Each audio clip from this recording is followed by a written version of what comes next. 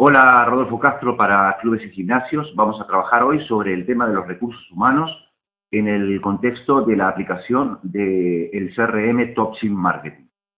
En algún momento hablamos sobre que toda empresa es un organismo compuesto de diferentes sistemas, ¿verdad? Tenemos la tecnología, que podría ser el CRM, tenemos las personas que trabajan, tenemos una infraestructura, las salas, los aparatos, tenemos unos recursos financieros que todos esos temas tienen que trabajar de manera acompasada. ¿Qué queremos decir con esto? Constituyen un sistema en donde se relacionan entre sí, de manera que tocando uno de ellos tocas el resto. Hoy toca hablar sobre cómo se relaciona la aplicación del TopSim CRM, que es un CRM aplicado a centro de fitness, que tiene como base la descentralización del marketing, la búsqueda de la responsabilidad personal de todo el equipo frente a determinadas tareas, que tiene además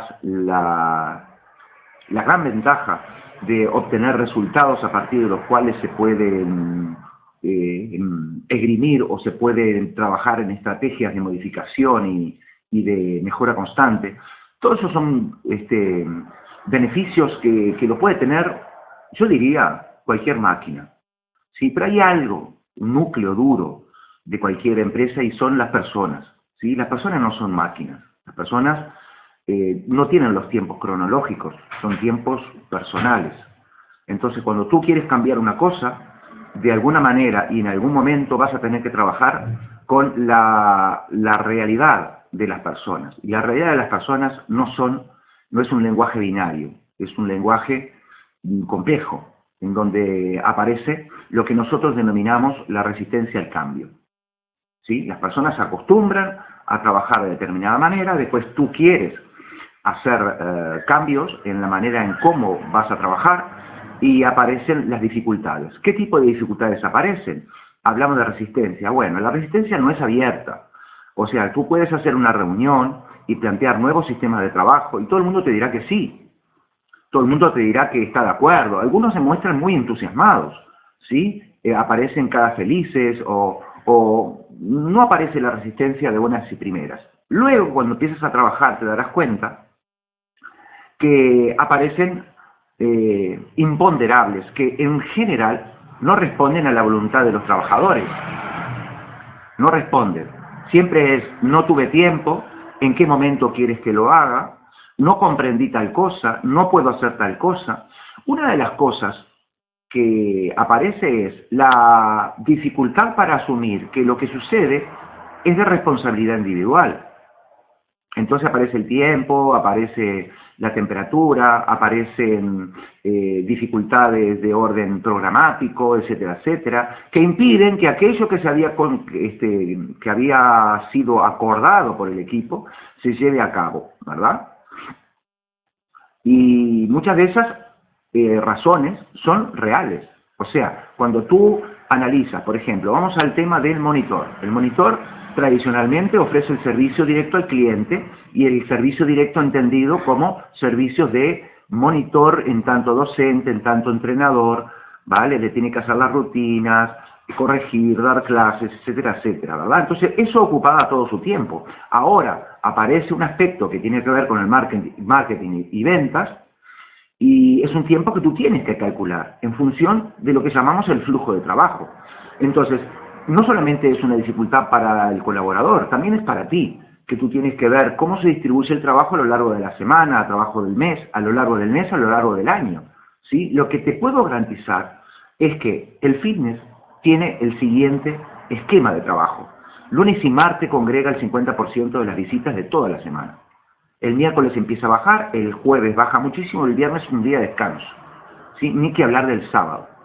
¿Sí? Entonces tú puedes distribuir en función de eso los trabajos que necesites hacer extras, en donde las excusas serán menores. Luego tendrás que la primera semana, los primeros 15 días son más fuertes que los segundos.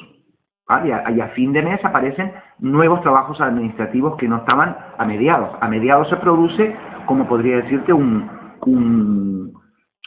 una especie de hueco en el trabajo general del centro. Entonces tú tienes que pensar en la jornada, que también tiene diferencias. En el medio de la mañana aparece un hueco, en el medio de la tarde aparece un hueco. Luego de las 6 es imposible hacer un trabajo administrativo, y luego de las 10 podrás hacer un cierre de todas las cosas que se han hecho durante el día. Eso es necesario que lo organices tú, en tanto jefe, en tanto gerente. Tienes que ver cuál es el flujo de trabajo. ¿Para qué? Para que luego no aparezcan las excusas de no tengo tiempo, no he podido y todas las razones son totalmente justificables. Esa es la primera, organizar el flujo de trabajo. La segunda, acompañar. En algún momento tú tendrás que generar datos, y esos datos tienen un feedback. Y ese feedback, le llamamos feedback al resultado de un trabajo analizado, tiene que ser pedido por la persona. Si tú vas a la casa, provocarás más resistencia aún. Entonces tú tienes que acompañar. Y al principio, cuando tú marcas una tarea y ves que no se cumple, tienes que acompañar. A mí el método que más me ha dado es hablar con la persona y realizar con él el trabajo. Y tú dirás, ¿pero para qué delego? Si tengo que, al final tengo que hacer el trabajo yo. No. Tú en ese momento le estás dando un espacio para comprender de que es nuevo. Y por lo tanto, o lo puedes delegar ese espacio de acompañar, pero alguien lo tiene que acompañar en ese trabajo nuevo.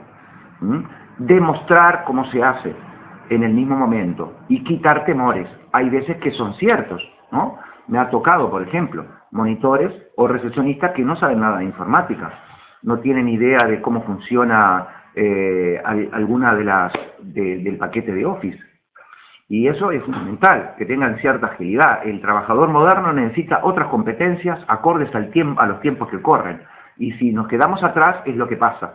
Entonces, tú tienes que ver tema a tema, caso a caso, al principio, mucho acompañamiento. A medida que ves que las tareas están marchando, empiezas a dar tareas concretas. Y cuando das una tarea, bueno, mira, acá veo que tú tienes un porcentaje de cierre o tus ventas son a muy corto plazo. A ver, ¿cómo lo trabajas?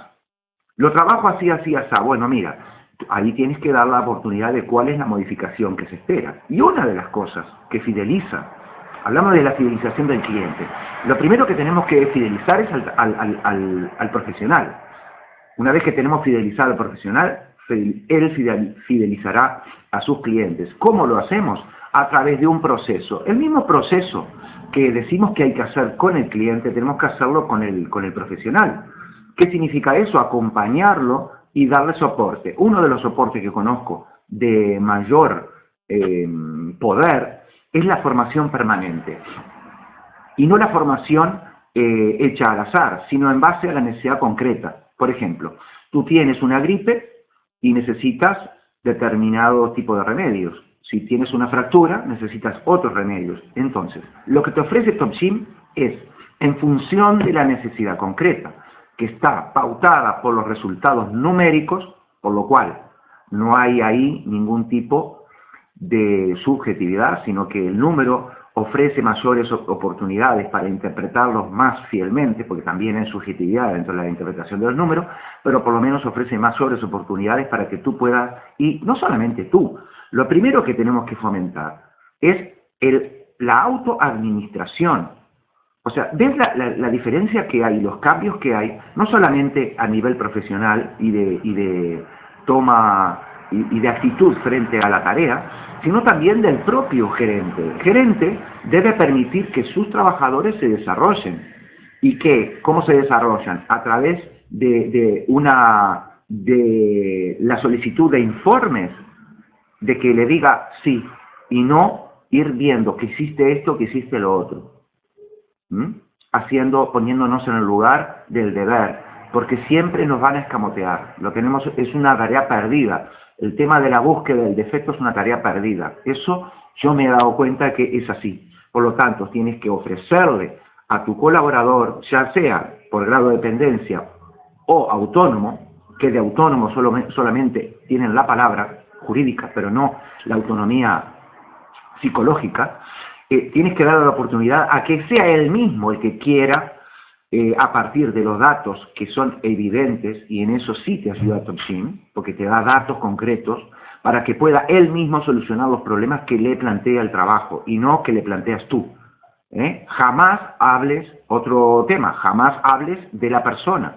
Cuando tú acompañas a un profesional, nunca le digas, porque tú eres una persona que no, tú no. Vamos a hablar de la tarea que realizas. Vamos a ver cómo lo haces, pero no vamos a hablar de ti. Eso es algo también muy importante que tienes que trabajar a la hora de desarrollar a tu equipo. Habla de lo que hace y nunca de la persona, porque cuando hablas de la persona te diriges a algo muy íntimo. La persona es mucho más que su trabajo. Entonces tienes que, y eso puede ocasionar muchas veces dolor y verdadera angustia. Entonces, nunca hables de la persona, habla de su trabajo. Y el trabajo sé muy duro con el trabajo y sé muy bondadoso con la persona. Así dice la norma de cualquier supervisión moderna. Nada, ¿qué es lo que te quiero decir con esto?